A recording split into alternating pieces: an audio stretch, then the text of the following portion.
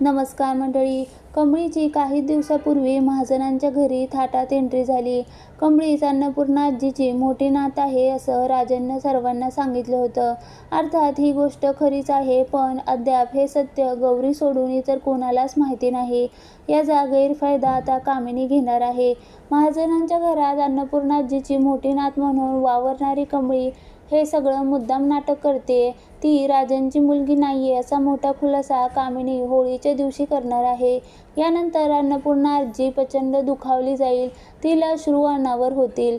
खरं तर कमळी हा सगळा खोटेपणा आजी लवकर बरी व्हावी यासाठी करते. तिचं महाजनांची खरी मोठी नात असल्याचं सत्य अजून कमळीला सुद्धा माहिती नाही. राजनला सुद्धा हे सत्य माहिती नाही. कामिनी सर्वांसमोर म्हणते, या कमळीने तुझ्या विश्वासाची होळी केली. मुळात ती राजनची मुलगी नाही. ही पत्र आहे जी गौरीने राजनला लिहिली होती. या दोन्ही पत्रामधील हस्ताक्षर वेगळी आहेत. याचा अर्थ कमळी अन्नपूर्णाची नात नाही.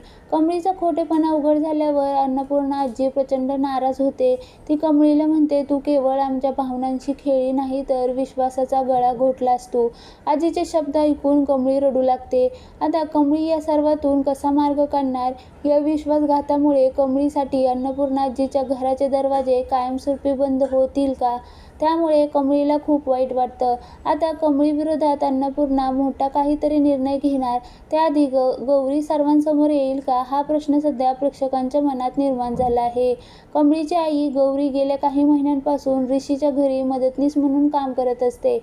आपली लेक अन्नपूर्णा आजीच्या घरी असल्याचं आता गौरीला माहीत झालं आहे. आता या सगळ्या गोष्टी गौरीच्या कानावर आल्यावर ती सर्वांसमोर कमळीची खरी ओळख सांगणार की नाही हे पाहणं महत्त्वाचं ठरणार आहे.